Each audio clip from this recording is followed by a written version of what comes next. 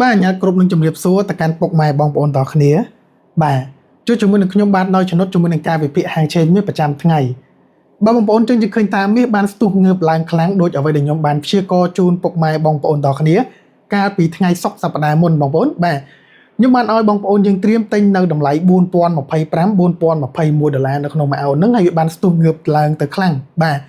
ហើយក៏សូមអបអរសាទរផងដែរសម្រាប់បងប្អូនដែលនៅក្នុង group VIP បាទ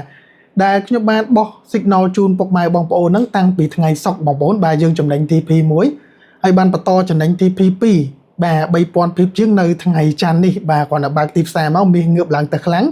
យើងបានចំណេញ TP 2បន្តទៀតបងប្អូនបាទពីការទិញមាសហ្នឹងបាទអញ្ចឹងនៅក្នុងសប្តាហ៍នេះក៏នឹងមានព័ត៌មានសំខាន់មួយដែរបាទតាក់ទងជាមួយនឹងទិន្នន័យអ្នកមានការងារធ្វើនៅសហរដ្ឋអាមេរិកបាទនៅថ្ងៃសុក្របាទអញ្ចឹងបងប្អូនចាំតាមដាននៅថ្ងៃសុក្រហ្នឹងគឺព័ត៌មានសំខាន់បងប្អូនបាទ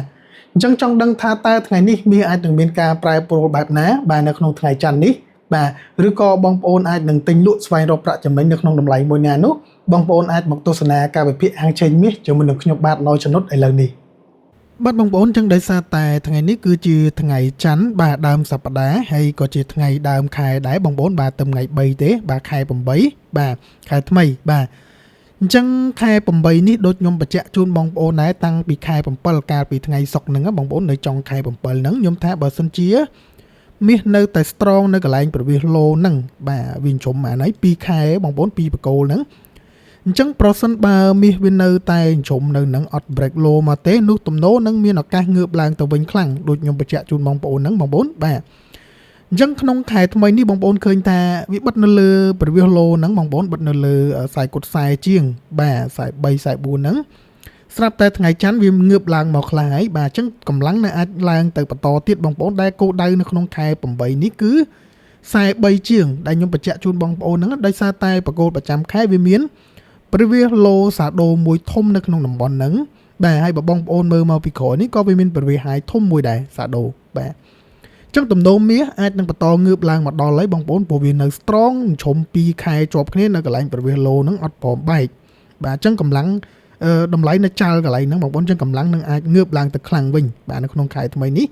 អញ្ចឹងគោលដៅគឺមាន2គោលដៅនៅក្នុងខែថ្មីបងប្អូនបាទប្រចាំខែតម្លៃប្រចាំខែដែលវានឹងឡើងមកដល់ហ្នឹង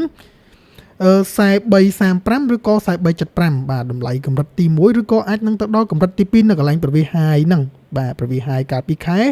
6បាទនេះខែ7នេះខែ8បងប្អូនវាសល់ប្រវាស high ធំមួយនៅបាទ45 44ឬក៏45.7ហ្នឹងបាទនៅក្នុងមួយអោនតម្លៃនៅក្នុងមួយអោនណាបងប្អូនបាទ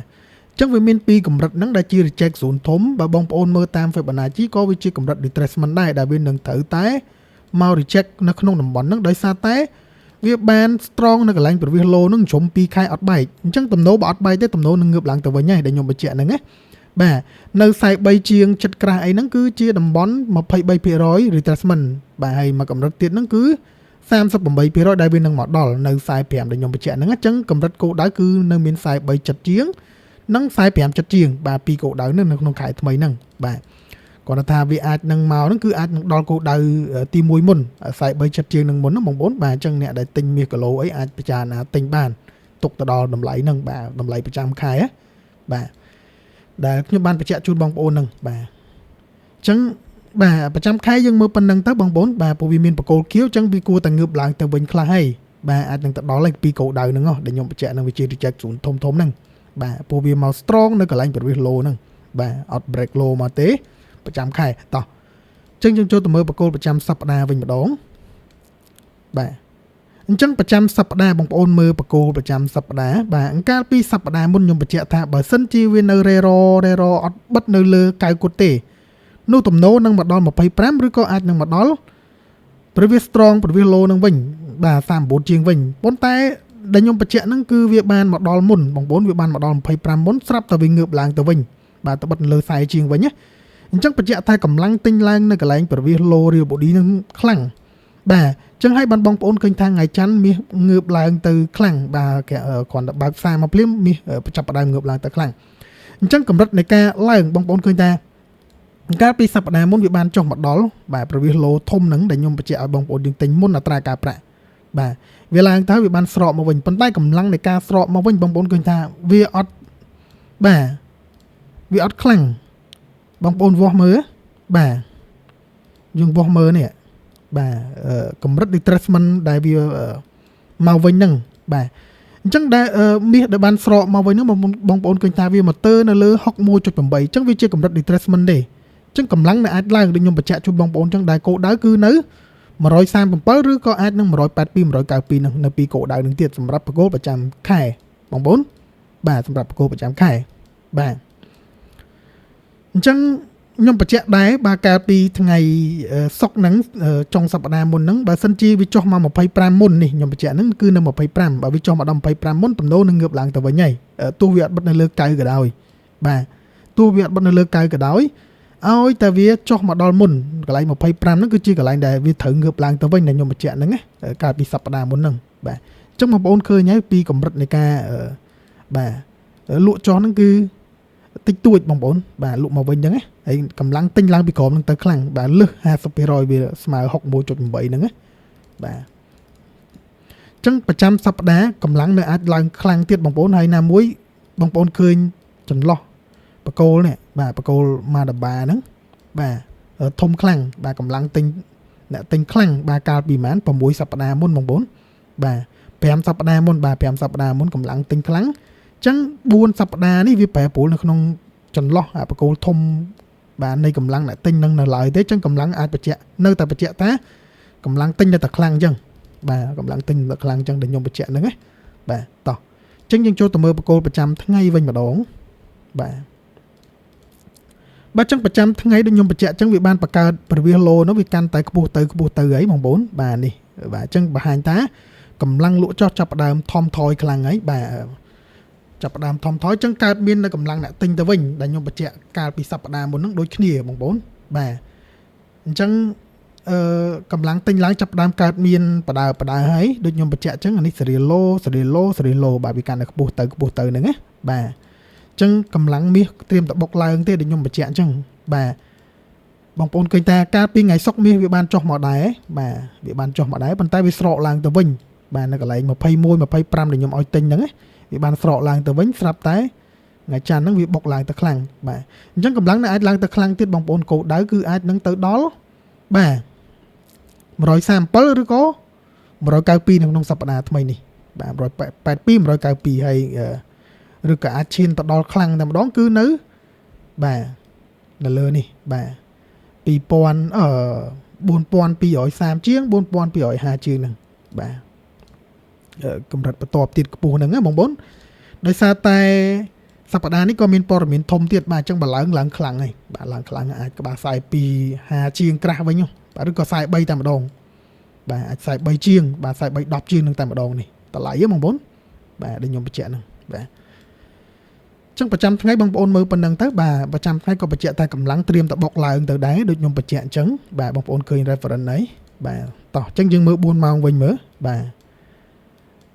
អញ្ចឹងសម្រាប់បកគោល4ម៉ោងបាទដូចខ្ញុំបញ្ជាក់ជូនបងប្អូនអញ្ចឹងបាទ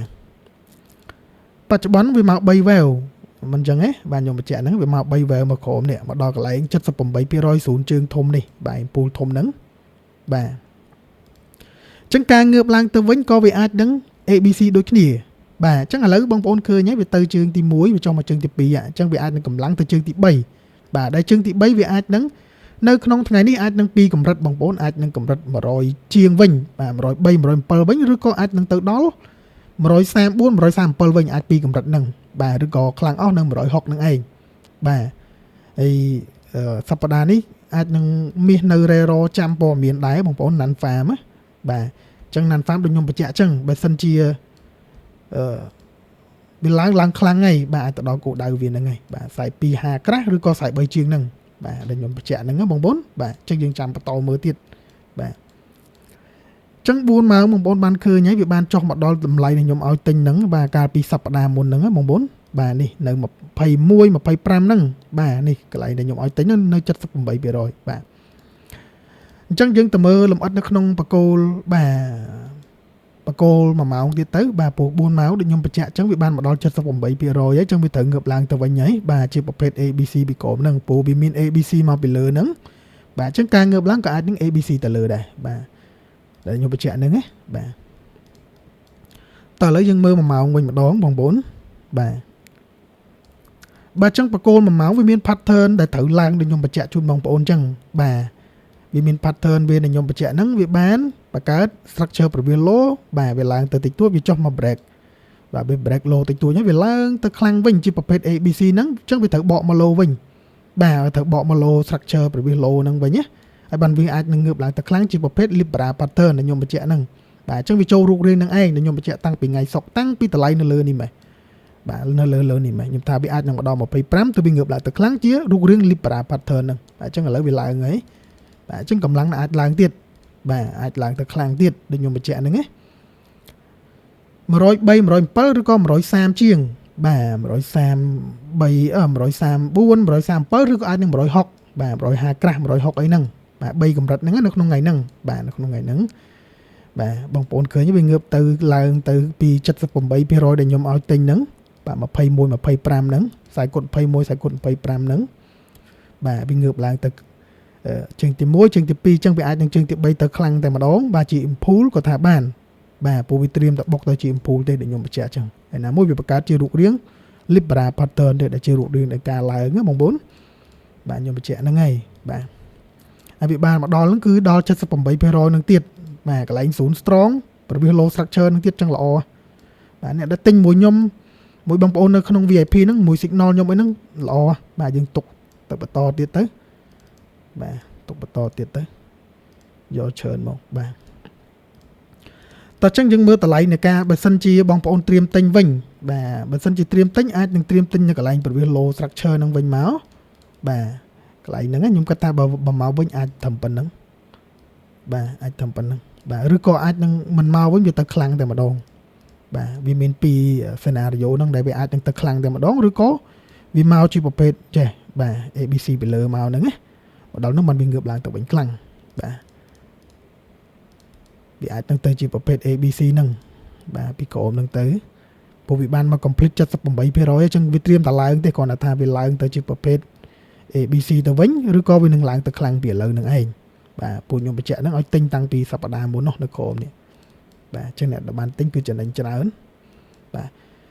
ចុះចាំមើលអាកាសវាបកមកវិញទៅខ្ញុំគិតថាបើសិនជាបកមកវិញអាចអស់ត្រឹមប៉ុណ្្នឹងបាទចាំមើលសញ្ញាទៅមានបកគោខៀវអីយើងទិញឡើងទៅហ្មងទៅបាទបកគោ1ម៉ោងណាបាទអ្នកចង់ទិញទៅទៀតហ្នឹងបាទតែបងប្អូននៅ VIP យើងចំណេញច្រើនហើយបាទយើងទុកប្រមាណប្រតិបត្តិការយើងហ្នឹងហូលទៅហ្មងទៅបាទហូលយកចំណេញហ្មងទៅបាទអញ្ចឹងកម្រិតនៃការទិញនៅ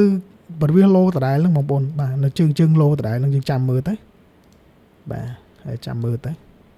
ហើយនៅកន្លែងឡូហ្នឹងណាបាទតែខ្ញុំគាត់ថា0ជើងទី1នេះគឺភាគរយច្រើនដែលវានឹងមកដល់នឹងទៅលើខ្លាំងតែម្ដងបាទឬក៏វានឹងមិនមកដល់វាទៅលើតែម្ដងកន្លែងហ្នឹងបងប្អូនព្រោះវាបានជា Libra pattern ហ្នឹងវាទៅខ្លាំងហើយបាទវាទៅបាន AB អានេះអាចថាជើង C ចឹងជើង C អាចទៅខ្លាំងតែម្ដងក៏ថាបានបាទអញ្ចឹងអ្នកដែលបានទិញពីក្រោមហ្នឹងទុកបន្តទៅបើសិនជាវាចុះមកតំបន់ហ្នឹងយើងបាទបើយើងអាចយើងទិញថែមក៏បានដែរបាទក្នុងកម្រិតមួយសមមាត្រមួយដើមទុនបងប្អូនទៅទិញថែមពីលើហ្នឹងបាទ47ជាងអីវិញបើសិនជាវា pull back មកវិញក្នុងតំបន់ structure កន្លែង structure ហ្នឹងបាទ structure ប្រវាhigh បាទ mid door structure ហ្នឹងបាទនៅ45ឬក៏40ស្ដើងអីវិញហ្នឹងទៅយើងទិញទៅលើបន្ថែមទៀតបាទអ្នកដែលបានទិញមួយខ្ញុំនៅក្រោមនេះបាទមួយខ្ញុំមួយបងប្អូននៅក្រោមនៅក្នុង group VIP ហ្នឹងបាទតែបើសិនជាអ្នកមិនទាន់បានទិញទេអាចចាំមើលវា pull back មកចាំទិញហើយដាក់ stop loss ក្រោម previous low នេះបាទហើយចាំទិញឡើងទៅលើអ្នកដែលអត់ទាន់បានទិញណាហ្នឹងសម្រាប់អ្នកអត់ទាន់បានទិញប៉ុន្តែអ្នកដែលបានទិញមួយខ្ញុំនៅក្រោមហ្នឹងហើយទុកបន្តទៀតទៅបាទបើថាវាឡើងទៅយើងទុកចំណេញច្រើនបាទពួកខ្ញុំកំពុងតែ hold ដែរបាទ hold ពីក្រោមនេះបាទហើយលើនេះក៏ខ្ញុំបានទិញទៅដែរនេះលបាក់ខ្សែជាងនឹងខ្ញុំទិញមកគ្រាប់ពីរគ្រាប់ទៀតអញ្ចឹងបើសិនជាមកដល់ហ្នឹងខ្ញុំទិញថែមទៅលើបាទហើយដាក់ stop loss ផងបងប្អូនអ្នកអត់ទាន់បានចូលទិញយើងចាំមើលវាស្រកមកដល់ structure strong នឹងវិញមកបាទចាំទិញទៅលើបាទចាំទិញទៅលើបាទចឹង0ដែលបងប្អូនអាច sell បានខ្លីៗខ្ញុំគាត់ថានៅ182 192ទៅបងប្អូនបាទយើងចាំមើលហ្នឹងពូអាចលក់បានខ្លីកន្លែងហ្នឹងតែមិនយកវែងទេបាទអត់យកឆ្ងាយអត់យកវែងទេបាទយើងលក់រយៈកាលខ្លីទៅបានហើយកន្លែងហ្នឹងណា182 192ហ្នឹង បាទអត់លក់វែងណាបងប្អូនបញ្ជាក់ហើយបាទយើងចូលលក់ខ្លីៗទេបើសិនជាទៅដល់ហ្នឹងបាទហើយអ្នកដែលបានទិញមួយខ្ញុំនៅក្រុមនេះអីទុកបន្តទៀតបើថា pull back មកវិញទិញថែមទៅលើតែបើអត់ទេទុកបើវាអត់ pull back មកវិញទេទុកទៅលើហ្នឹងតែម្ដងព្រោះគោលដៅគឺដូចខ្ញុំបញ្ជាក់ចឹង130ជាង160ជាងហ្នឹងបាទឬក៏ក្រុមនេះអានេះគោលដៅទី1ហ្នឹងបាទវាមាន3គោលដៅហ្នឹងនៅក្នុងថ្ងៃហ្នឹងបាទចឹងចាំមើលទៅបាទចាំមើលបន្តទៀតបាទបើចឹងសម្រាប់បងប្អូនដែលចង់ចូល VIP ខ្ញុំបាទចង់បានការ support ជា signal ពីខ្ញុំអីហ្នឹងអាចតាក់ទងមកបើកណែជួញដូរជាមួយនឹងខ្ញុំបាទណយចំនួនទៅនៅក្នុងក្រុមហ៊ុន BFX Capital បងប្អូនបាទអញ្ចឹងខ្ញុំនឹង support បាទបងប្អូននឹងទាញបងប្អូនចូលទៅក្នុង group VIP របស់ខ្ញុំបាទហើយសម្រាប់បងប្អូនដែលចង់ធ្វើការកក់មាសតាមប្រព័ន្ធធនាគារមួយខ្ញុំមួយបងប្អូននៅក្នុង VIP ហ្នឹង24ម៉ោងបងប្អូនយើងទិញលក់24ម៉ោងកក់ឡើងកក់ចុះបាទកម្រិតតម្លៃទាបបាទចំណាយទុនតិចបាទដើមទុនតែ 1% ទេឬក៏ 0.25% បងប្អូនអាចកក់បានហើយបាទ24ម៉ោងចំណេញម៉ោងប៉ុន្មានលក់ម៉ោងប៉ុណ្ណឹងបងប្អូន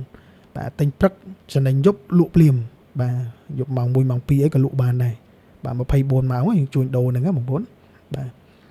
ឬក៏បងប្អូនដែលទិញលក់មីគីឡូក្រៅចង់បានការប្រឹក្សាពីខ្ញុំអីអាចឆាតមកខ្ញុំបាទខ្ញុំនឹងផ្ដល់យោបល់ជូនបងប្អូនទៅធ្វើបែបម៉េចអាចចូល VIP ខ្ញុំបានបាទទៅធ្វើបងសេវាឬក៏មិនបាទតាមនឹងអញ្ចឹងណាបាទបើអញ្ចឹងការវិភាគរបស់ខ្ញុំថ្ងៃនេះមានតែប៉ុណ្្នឹងទេបងប្អូនបាទហើយក៏សូមអរគុណមែនទែនសម្រាប់ការតាមដានបាទហើយយើងនឹងជួបគ្នានៅវីដេអូវិភាគបាទថ្ងៃស្អែកថ្ងៃអង្គារនឹងបន្តទៀតបងប្អូនបាទសូមអរគុណ